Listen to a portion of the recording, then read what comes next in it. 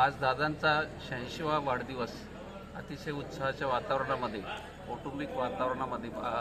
संपन्न झाला. दादांचं सामाजिक कार्य आणि दादांचा हा प्रचंड गोतावळा बघितलं तर दादांना आयुष्याची 85 वर्ष जी दादांनी पार पाडली, ते 85 वर्षामध्ये दादांनी इतका जो गोतावळा जमा केलेला आहे तो बघून खरं तर दादांचं आयुष्य अजून